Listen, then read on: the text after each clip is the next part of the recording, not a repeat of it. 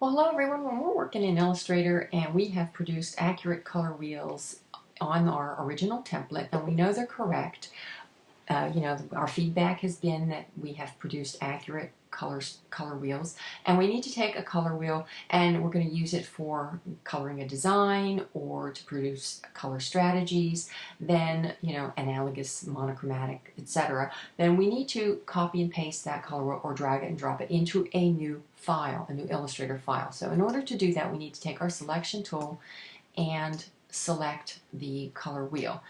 And notice if I grab anywhere else outside of the actual colors themselves, I have not selected it. I've deselected it. So I need to make sure I select the color wheel. I don't need the words.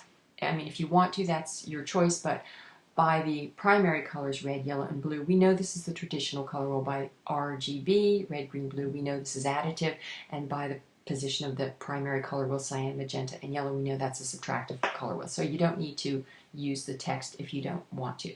So now I'm going to grab one of my colors and move it into my new file, and I can just move it back up into position. If I want to change the size of it, I can hold my shift key down to prevent distortion and reduce the size.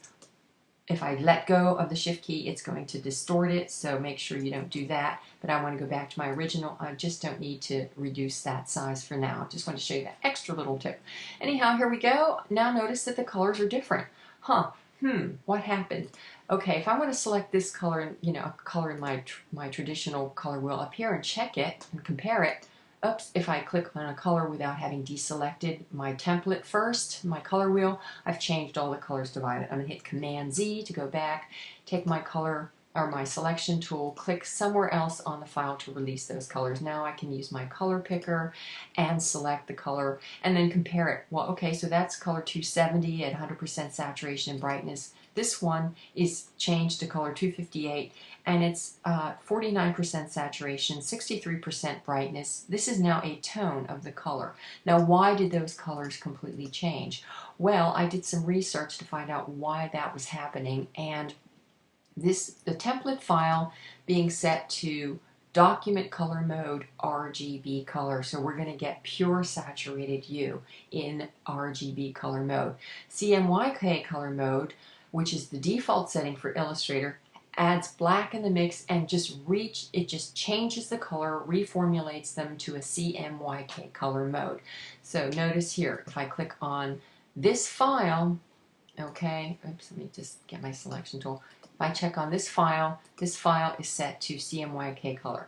If I click on this one, it is set to RGB color. So what I need to do is in my new file, now watch what happens when I change the color mode to RGB color. It didn't change this, which is already there, but if I take my color wheel here, right, I'm going to move my additive color wheel. Okay, I'm going to select my color wheel, and I'm going to drag it and drop it here, move it into place, right, line it up, move this out of the way. I have to select outside of the color, but notice the color did not change. Okay, now if I switch this file back to CMYK, and I've suddenly changed the color, so I have to Command Z it. So we don't want to have the color file mode, the document color mode set to CMYK. We want to make sure we're set to RGB color.